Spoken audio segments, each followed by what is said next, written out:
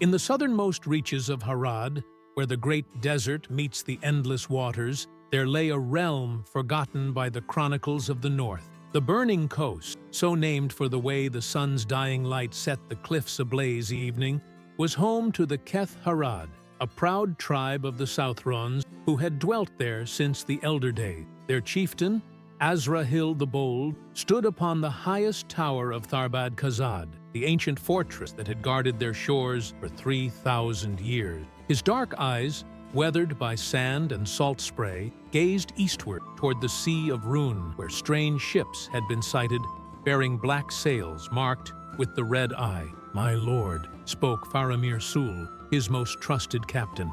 "The scouts return from the eastern reaches. The Dark Lord's emissaries have landed at Umbar, and they seek audience with all the chieftains of the south." Azrahil's hand tightened upon his scimitar's hilt.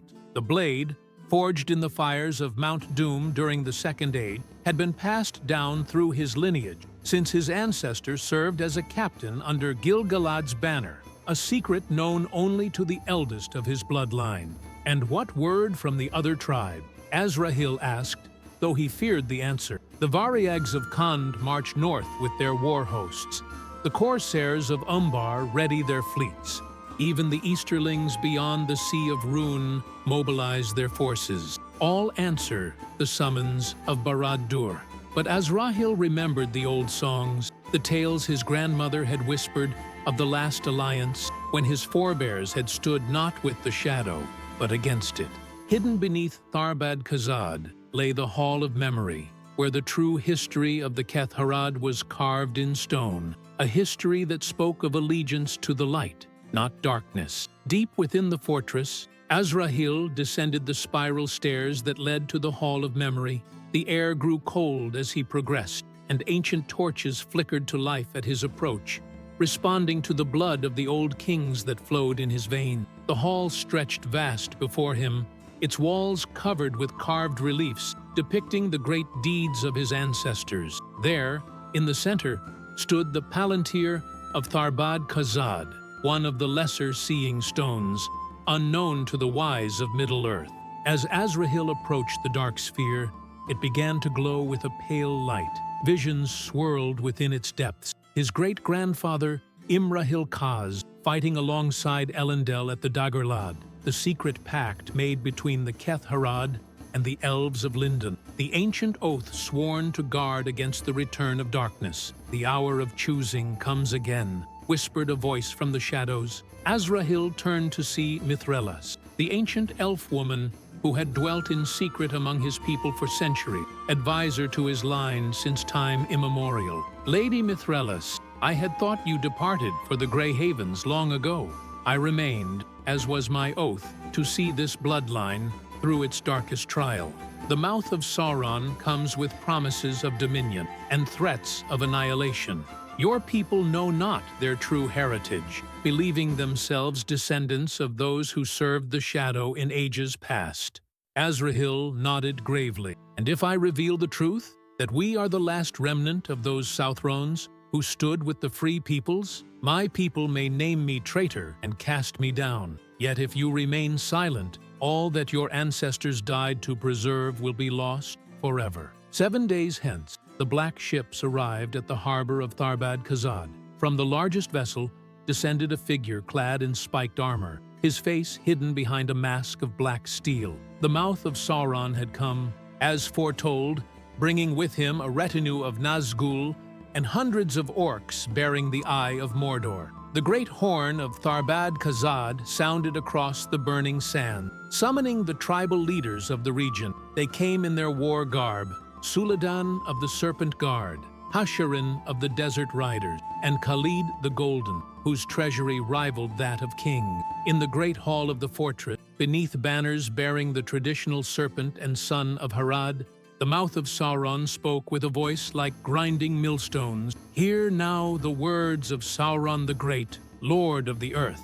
The West stirs to war once more, and the age of their dominion draws to a close. Join with the might of Mordor, and you shall have dominion over all the lands from the Grey Havens to the shores of the Sundering Sea." The assembled chieftains murmured among themselves, some eager, others wary. But it was Azrahil who spoke first. "What surety do we have that this shall not end as it did in the Second Age, with our people broken and scattered?" The temperature in the hall seemed to drop, and the mouth of Sauron turned his terrible gaze upon Azrahil. "You dare speak of that ancient defeat? Know that Sauron has returned greater than before. The rings of power are found, and soon all the world shall bow before the Dark Tower. And if we refuse?" A sound like laughter, cold and mirthless, echoed from behind the black mask. "Then you shall burn, as did Numenor in the waves of the sea." That night, as the mouth of Sauron feasted in the lower halls, Azrahil convened a secret council with his most trusted captain. By flickering torchlight, he revealed to them the truth of their heritage, showing them the ancient carvings and the testament of their forebears. Faramir Sul was the first to speak. "If this be true, my lord, then we are bound by oaths older than memory to stand against the shadow." "Aye," agreed Baragond Harad, captain of the fortress guard. "But how can we stand alone against the might of Mordor? We are but one tribe among many, and all the others march to the Dark Lord's banner." It was then that Mithrellis emerged from the shadows, her starlight pale face grave with ancient sorrow. The captains gasped in wonder, for none had seen one of the Eldar in their lands for many centuries. "You need not stand alone," she said, her voice like silver bells in the desert wind. "Word has been sent by secret ways to Dol Amroth and to the steward of Gondor. If you hold fast against the enemy until the ships of Dol Amroth can reach these shores, the tide of war may yet turn." "But that would mean open defiance of the other Haradrim tribes," protested Khalil the Swift, youngest of the captains. "They will see us as traitors to our own people." Azrahil stood silent for a long moment, weighing the choices before him. At last, he spoke.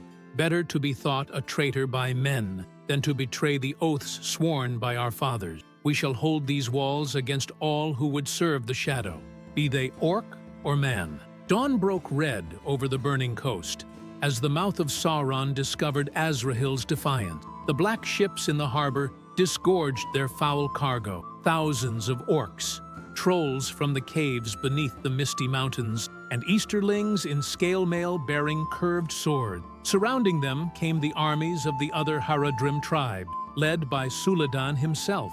The Serpent Guard took position along the eastern approaches, while the desert riders of Hasharin spread out across the southern plains to prevent any escape.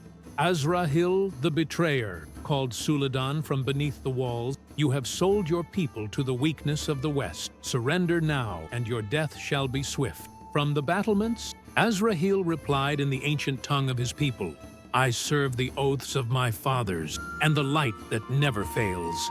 Come then, and test the strength of Tharbad Khazad." The first assault came at midday, when the sun blazed highest in the desert sky.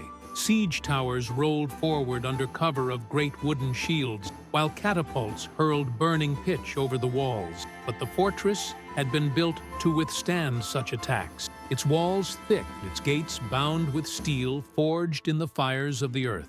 The defenders fought with desperate courage, knowing that upon their stand depended not only their lives, the honor of their ancestors. Arrows whistled from every embrasure, and boiling oil cascaded from the murder holes above the gate. Yet for all their valor, they were vastly outnumbered, and with each passing hour, their strength grew less. For 6 days and nights, the siege continued, growing ever more fierce as the enemy's numbers swelled. Reinforcements arrived from Mordor. Haradrim wore Mumakil with towers upon their backs, and companies of the dread Mouth Guard, orcs bred for war and clad in black iron. On the 7th night, as Azrahil walked the walls and tended to the wounded, a great cry arose from the harbor. Beacons blazed upon the black ships, and war horns sounded across the water. In the darkness beyond the breakers, sails could be seen approaching. But these bore not the red eye of Mordor, but the silver swan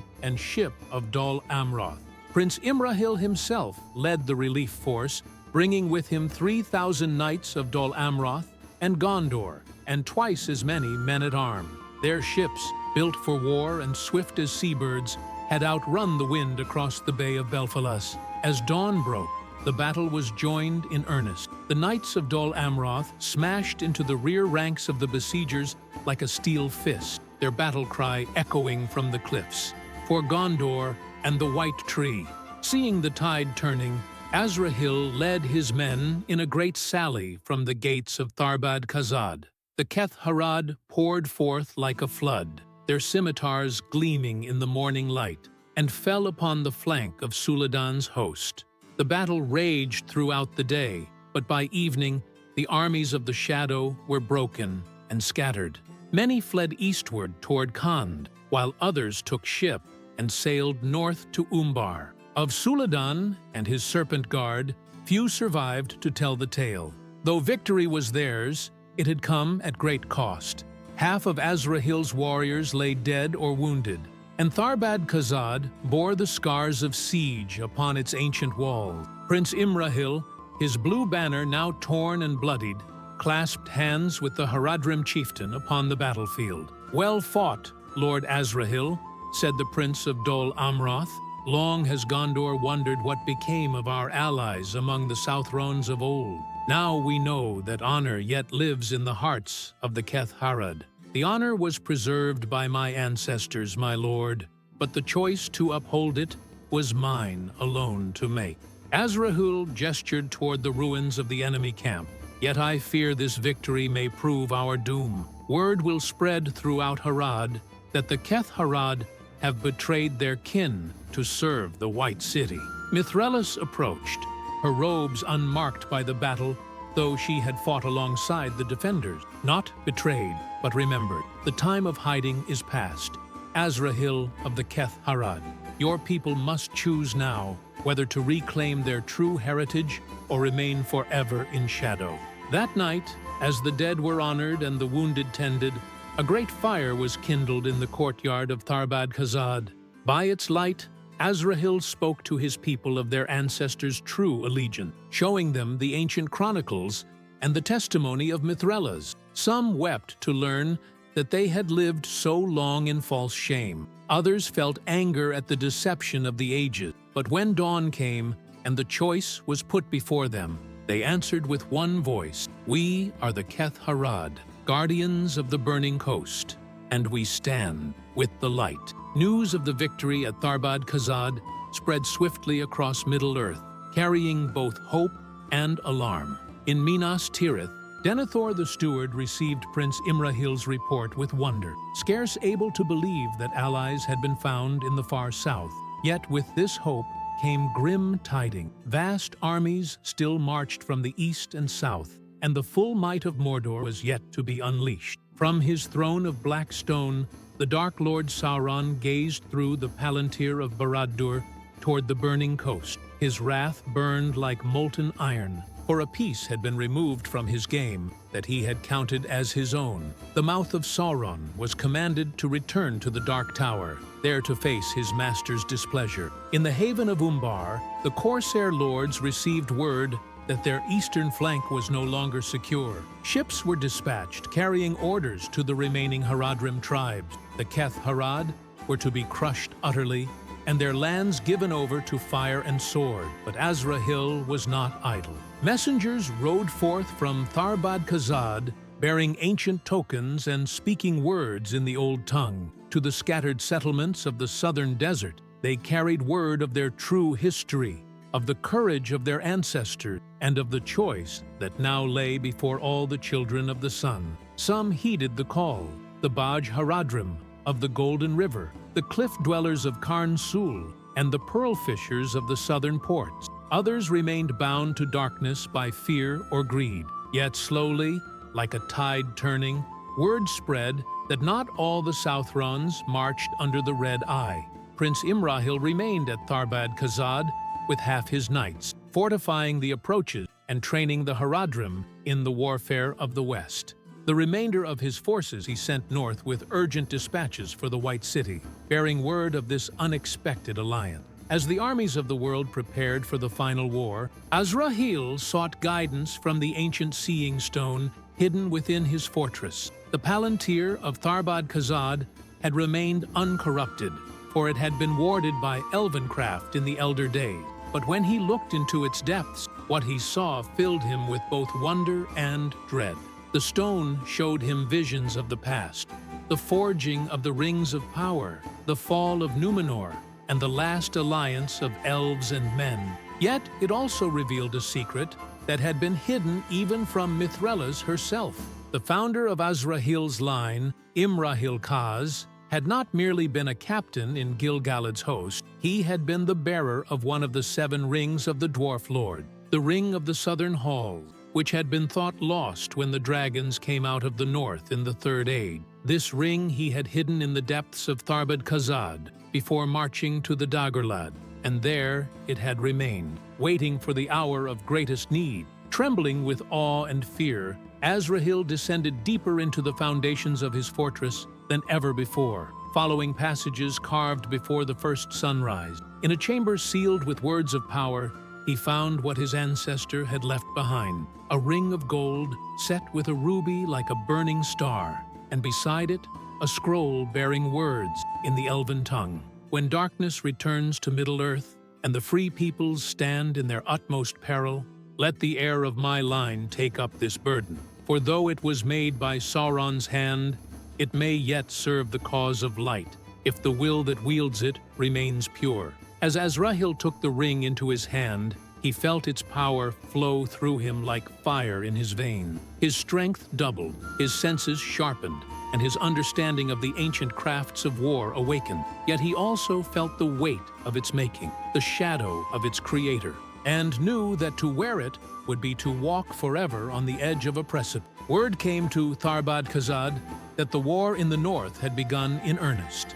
The Rohirrim rode to the aid of Gondor, and beacons blazed from Amon Din to the Grey Haven. Yet still the armies of the south gathered, and soon they would march in such numbers as had not been seen since the days of the last alliance. It was then that the mouth of Sauron returned to the burning coast, bringing with him a host beyond counting. From Khand came the Variags with their war wagons and brazen shield. From far Harad marched the tribes that dwelt beyond the great river, bringing with them Mumakil like moving towers. From the eastern sea came the corsairs in their black ships, and with them came warriors of distant lands whose names were unknown in the west. Against this vast array, Azrahil could field but 8,000 men of the Keth Harad, 3,000 knights of Dol Amroth, and such allies as had answered his call from the scattered settlements of the south. Yet he did not despair, for he bore upon his finger the ring of the southern halls, and its power gave him hope. The armies met upon the plain of Tharbad, beneath the shadow of the burning cliffs. As the sun reached its zenith, the mouth of Sauron rode forward beneath a banner of truce, his voice carrying across the field of war. Azrahil the betrayer, your treachery has brought doom upon your people. Surrender now the fortress and the ring that you bear, and I will grant you a clean death. For the mouth of Sauron could sense the power of the ring, though he knew not its nature. Yet Azrahil answered him boldly, I bear no ring save that which my ancestors earned through courage and sacrifice. Come then, and we shall see whose cause the valor favor. The battle began with a charge of the Variag war wagons, their scythed wheels grinding across the sand. But the knights of Dol Amroth met them with leveled lances, and their charge was broken upon the steel of the west. Then came the Mumakil, trumpeting their rage, with warriors upon their backs shooting arrows like rain. Yet Azrahil, mounted upon his white horse Asphaloth, and wielding the ancient blade of his line, rode into their midst like a flame of wrath. Where the ring of the southern halls passed, the enemy gave way, and the power of the dwarf lords burned bright in that darkest hour. As the battle raged, a shadow fell across the sun, and from the north came tidings that chilled the blood of friend and foe alike. Minas Tirith was under siege, and the Witch King of Angmar led the armies of Mordor against the White City. Yet more terrible still was the news that followed. The ring-bearer had been captured, and the one ring was in Sauron's hand once more. At these tidings, many among the free peoples began to despair, and some among Azrahil's allies wavered in their resolve. But the Haradrim chieftain stood firm, and the power of his ring blazed brighter still. "Though the world may end in fire and shadow," he cried, "we shall not yield while strength remains to us. For our cause is just, and the memory of our ancestors demands that we stand fast." It was then that the mouth of Sauron revealed his final stratagem. From the ranks of the enemy came forth a figure that struck horror into the hearts of all who beheld him. A Nazgul, one of the 9, but greater than his brethren. This was the betrayer of the south, once a king of the Haradrim in the Second Age, who had taken a ring from Sauron's hand and been enslaved thereby. "Behold, Azrahil of the Keth Harad!" cried the mouth of Sauron. "Here stands your true king, the rightful lord of all the Southrons. Will you not kneel before him?" Poor! The Nazgul lord raised his mailed hand, and from it blazed a fell light, the light of the ring of the southern hall's dark twin, the ring of the eastern realm, which he had borne since the Second Age. The two rings recognized each other across the field of battle, and both their bearers felt the pull of their ancient making. Yet Azrahil did not falter. Drawing upon all the strength of his lineage and the power of his ring, he rode forth to meet his ancestors' ancient foe. The clash of their meeting shook the very ground, and where their rings touched, lightning blazed across the sky. Long they fought, ring-bearer against ring-bearer, while the armies below them paused to watch this duel of ancient powers. Yet slowly, the Nazgul lord began to prevail, for his ring had been longer in Sauron's service, and its corruption ran deeper. As darkness gathered about the field, and Azrahil's strength began to fail, a sound reached them from the north, the clear note of a horn blown with desperate hope. Upon the crest of the northern ridge appeared banners that had not been seen in that land for 1,000 years, the white horse of Rohan and the white tree of Gondor. Aragorn Elessar, king of Gondor, had come with the remnant of the West's strength, riding hard from the victory at the Pelennor fields. With him came Eomer, king of Rohan, Prince Faramir of Ithilien, and Legolas of the Woodland Realm. Though their numbers were few, their coming broke the despair that had settled upon the free people. "Hold fast!" cried the king. "The ring is destroyed, and Sauron is no more. His servants are broken, and his power fades like morning mist." At these words, a great change came over the field. The Nazgul lord gave a terrible shriek and began to fade, his form becoming thin and insubstantial as the power that bound him to the world was broken. His ring crumbled to dust upon his finger, and he passed away into shadow and memory. The armies of Mordor, bereft of their master's will, broke and scattered like leaves before a great wind. Some fled eastward toward their distant homes, while others cast down their weapons and begged for mercy. The corsairs took to their ships and sailed away, never to trouble the coasts of Gondor again. But the greatest wonder was yet to come. As the sun set upon the burning coast, casting its light across the field of victory, Azrahil felt his ring grow warm upon his finger. Then, to his amazement, the ring began to shine with a light that was not dark, but clear and bright, like the light of the Silmarils in the ancient songs. For the ring of the southern halls had been cleansed by its bearer's pure intent and noble sacrifice. No longer was it bound to the darkness of its making, but had become something new, a light in the darkness, a hope in despair,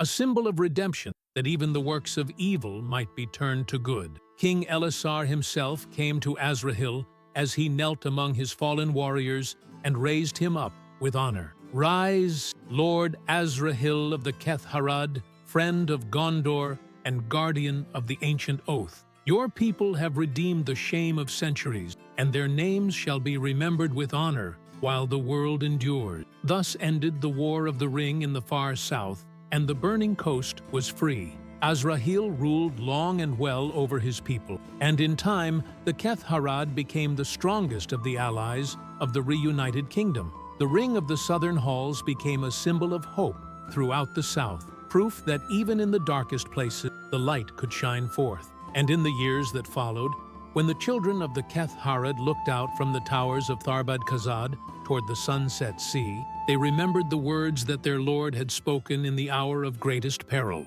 that courage and honor are never truly defeated, but live on in the hearts of those who choose the light over the darkness. Thus ends the tale of the Haradrim of the burning coast, as it was set down in the Red Book of the Southern Marches and preserved in the archives of Minas Tirith for all the ages of the world. Epilogue: The light endures. 10 years after the War of the Ring, the autumn sun hung low over the burning coast as Lord Azrahil walked the battlements of Tharbad Khazad, his weathered hands resting upon the ancient stones that had witnessed such momentous deeds.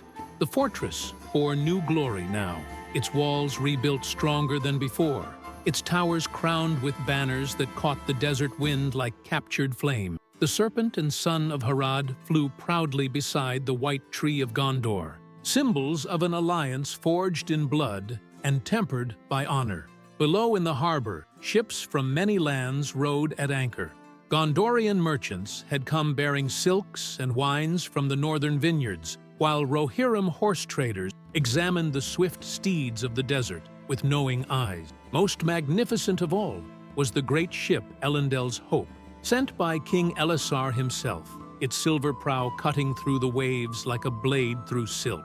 Yet it was not the sight of prosperity that held Azrahil's gaze, but the children playing in the courtyard below, sons and daughters of the Keth Harad, their laughter echoing from the stones where once only the clash of swords had rung. Among them moved Faramir Sul's grandson, teaching the ancient sword forms that had been passed down through generations of warriors, but now serving to preserve heritage rather than prepare for war. "My lord," came a familiar voice behind him. Azrahil turned to see Beregond Harad approaching, his hair now silver, but his step still firm. In his hands, he carried a scroll sealed with the white tree of Gondor. "Word from the king?" Azrahil asked, taking the parchment. "Aye, and glad tidings at that. The last of the Corsair strongholds has surrendered, and the southern seas are clear of pirates for the first time in 3 ages. The trade routes to Far Harad lie open once more." Azrahil broke the seal and read swiftly, his dark eyes brightening with each line. "Better still," he said at length.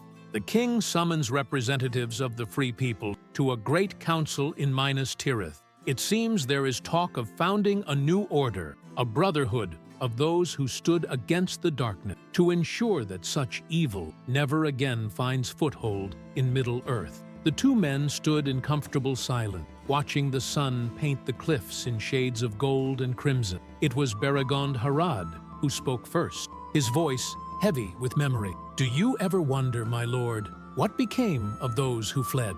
Suladan and his ilk, the servants of the shadow who escaped the field?" Azrahil's hand moved unconsciously to the ring of the southern halls, which still graced his finger. In the years since the war's end, its light had grown brighter, fed by the noble deeds and pure intentions of its bearer. Yet sometime, in the depths of night, he could still sense echoes of its dark origin, reminders that vigilance was the price of peace. "Some have found redemption," he replied at length. "Word reaches me from the eastern settlements that Khalid the Golden has forsaken his old ways and now leads caravans of mercy to the war-torn land. But others," he shook his head, "others have fled to the uttermost east, beyond even the reach of the king's justice. Perhaps it is enough that they trouble the free lands no more." A commotion in the courtyard below drew their attention. A rider had arrived at the gates, his horse foam-flecked from hard travel. Even at this distance, they could see the silver star upon his cloak. "A messenger from Dol Amroth. News from Prince Imrahil, I'll warrant," Beregond Harad observed. "The prince has been strangely silent these past months." Within the hour, they had their answer. The messenger bore news that set the entire fortress abuzz with excitement. Princess Lothiriel of Dol Amroth was to wed King Eomer of Rohan, and the ceremony would take place at Edoras, with representatives from all the allied kingdoms in attendance. More personally significant was the prince's request that Azrahil stand as one of the wedding's honored witnesses, a recognition of the bonds forged during those desperate days of siege and battle. But it was the second scroll the messenger carried that truly astounded them. This one bore the seal of Lady Galadriel of Lothlorien, and its message was brief but momentous. The ships are made ready at the Grey Haven. Those who bore rings in the service of light are called to take ship into the west, if they so choose, ere the world grows too strange for them. Azrahil stared at the parchment for a long moment, his mind reeling. He had known this day might come. Mithrellas had spoken of it in veiled terms, and the ring upon his finger sometimes whispered of distant shores and timeless realm. Yet now that the choice lay before him, he found his heart torn between duty and longing. "My lord," Beregond Harad's voice seemed to come from very far away. "What news from the Golden Wood?" Slowly, Azrahil handed over the scroll. His old friend read it twice before the full import sank in, and when he looked up, his eyes were bright with unshed tears. "You will go," he said simply. It was not a question. "I know not," Azrahil replied honestly. "The ring calls to me, yes, but my people. How can I abandon them when so much yet remains to be done?" That evening, as the stars wheeled overhead in their ancient patterns, Azrahil convened his innermost council in the Hall of Memory. The palantir of Tharbad Khazad had been covered with a cloth of white silk. Its visions no longer needed now that the future seemed bright with promise. Around the great table sat the leaders who had helped rebuild the Keth Harad from the ashes of war. Faramir Sul, grown old but still keen of mind. Lady Morwen, who had come from Dol Amroth to establish schools for the children. Master Targon, the Gondorian engineer whose innovations had made their lands bloom like a garden. To them, Azrahil spoke of Galadriel's summon, holding nothing back. He told them of the ring's true nature, of the burden it placed upon him, and of the choice that now lay before them all. "If I depart for the undying land," he concluded, "I shall not return. The ring would pass from Middle-earth forever, and with it, perhaps, some measure of the protection it has afforded our people." Faramir Sul was the first to speak, his voice steady despite the gravity of the moment. "My lord, you have given us 10 years of peace such as our people have never known. The children play where once only warriors walked. Our traders sailed to ports that welcomed only corsairs in the dark years. You have redeemed not only our honor, but our very soul. If the time has come for you to seek your own peace, who among us would deny it to you?" Lady Morwen nodded her agreement. "The schools are well established, the trade routes secure. Your son Imrahil shows all the wisdom of his father and the courage of his lineage. The Keth Harad will endure, my lord, with or without the ring's protection." But it was Master Targon who offered the most unexpected counsel.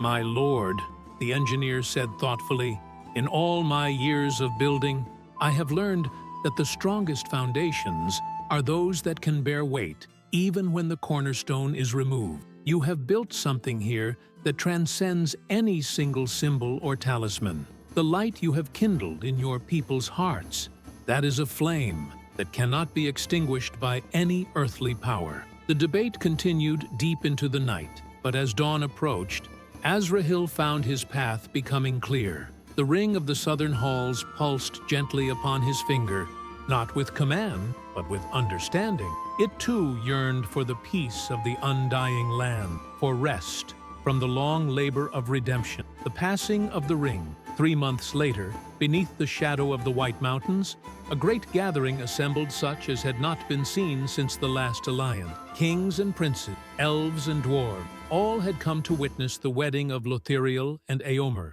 but also to bid farewell to those ring-bearers who would soon depart the circles of the world. Azrahil stood upon the great terrace of Edoras, watching the sunset paint the Riddermark in shades of gold. Beside him stood Frodo Baggins, the ring-bearer whose courage had saved them all, and beyond him Gandalf the White, his staff gleaming in the fading light. Other figures moved in the gathering dusk. Elrond of Rivendell, his ageless face serene, Galadriel of Lothlorien, beautiful and terrible as the morning star, and there, to Azrahil's wonder, the Lady Mithrellas, who had emerged from her long hiding to join this final journey. "Strange," Frodo said quietly, his keen eyes fixed upon the distant horizon. I never thought to find kinship among those who bore rings of power.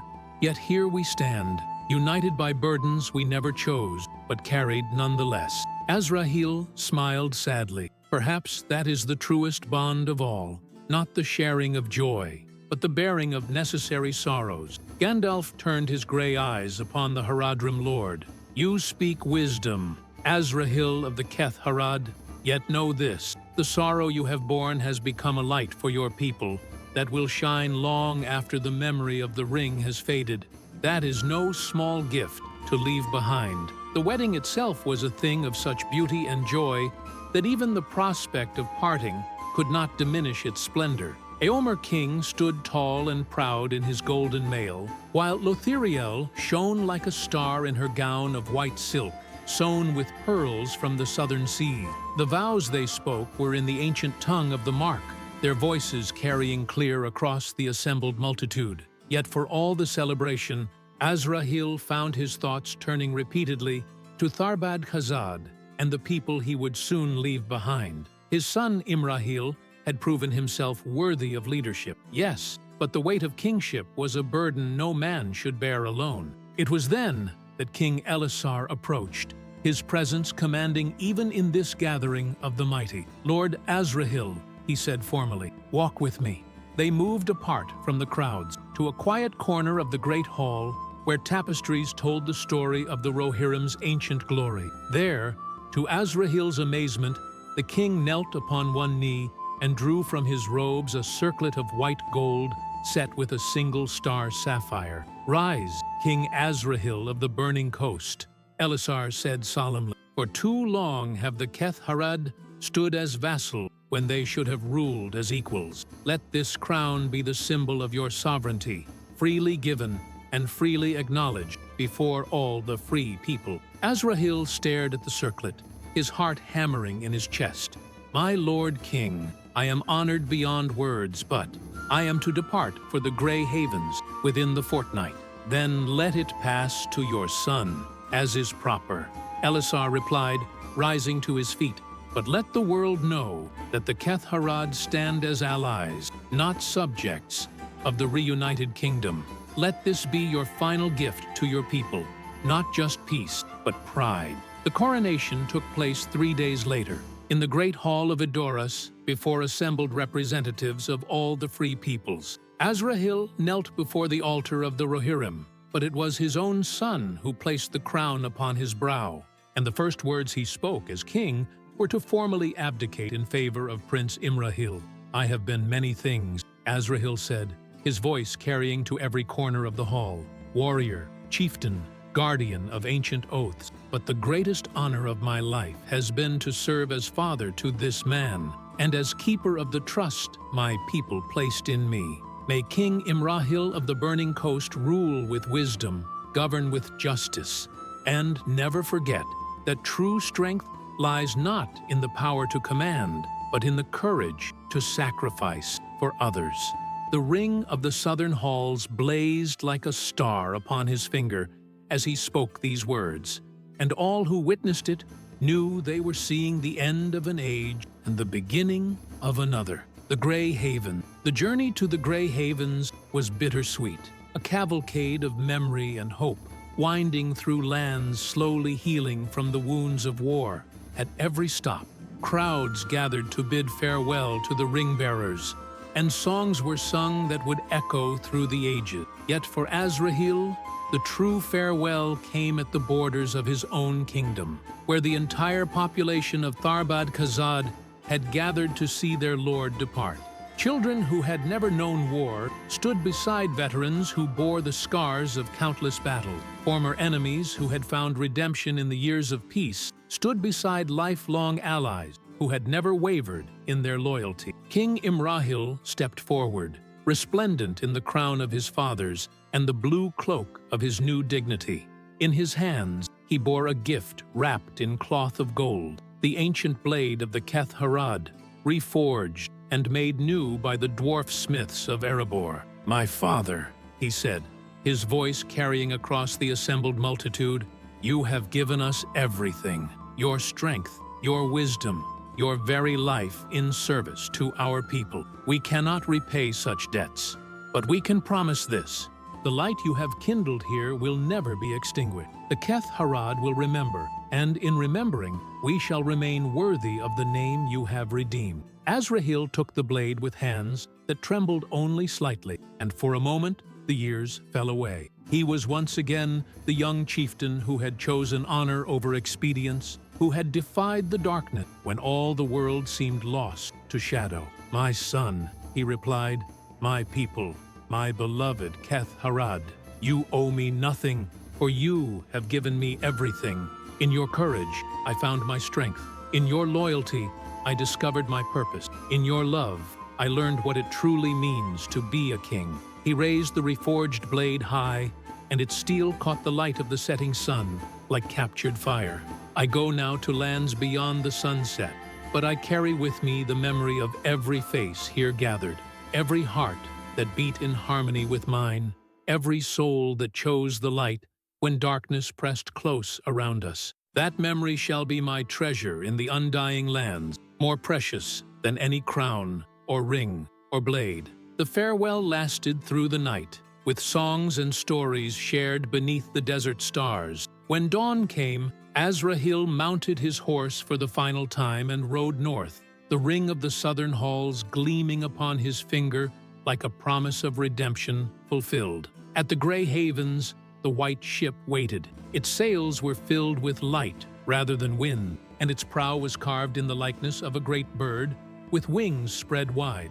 Upon its deck stood figures of legend: Gandalf the White, his staff crowned with silver fire; Elrond half-elven, keeper of Vilya; Galadriel of the Golden Wood, fairest of all the children of Ilúvatar; and there, at the gangplank, Frodo Baggins, the little ring-bearer, whose great heart had saved them all. "Come, Azrahil of the Keth Harad," Gandalf called, his voice warm with welcome. "The ship is ready, and the tide turns toward the undying land. Your long labor is ended, and rest awaits." But as Azrahil approached the ship, he felt the weight of the ring upon his finger one final time. He paused, looking back toward the east, where his beloved burning coast lay, hidden beyond the curve of the world. Then, with a smile both sad and joyful, he drew the ring from his finger and held it up to catch the morning light. "Mithrellis," he called to the ancient elf woman who stood watching from the shore. "This belongs not in the undying land, but here, in the world that gave it meaning. Will you see it safely to my son?" The ring blazed like a star as it left his hand, arcing through the air to land gently in Mithrellis's palm. As soon as it left him, Azrahil felt a great weight lift from his shoulders, but also a profound sense of completion. His task was finished, his people safe, his honor redeemed. "The light endures," Mithrellis called back, her voice carrying clearly across the water. "In every age, in every heart that chooses courage over fear, the light endures." The ship began to move, drawing away from the gray shores of Middle-earth toward horizons that mortal eyes could not perceive. Upon its deck, Azrahil stood with his fellow ring-bearers, watching the world grow small behind them. Yet, as the familiar lands faded into mist and memory, he found his heart was not heavy but light, filled with the knowledge that his sacrifice had purchased something precious beyond measure, a future where his people could live in peace, their children free to laugh beneath the sun, their kingdom a beacon of hope in a world slowly healing from ancient wounds. And in the years that followed, when the bards of the Keth Harad sang of their greatest king, they would always end their songs with the words he had spoken in that final hour. The light endures in every heart that chooses courage over fear, in every soul that picks honor over ease, in every generation that remembers the price of freedom and pays it gladly. The light endures, and while it burns, the darkness cannot prevail.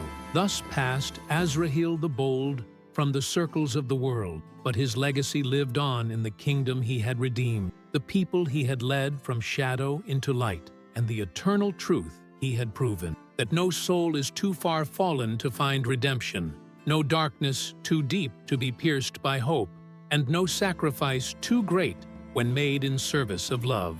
The burning coast remains free to this day, its banners flying proudly in the desert wind, its people walking tall beneath the sun their ancestors had nearly forgotten how to see.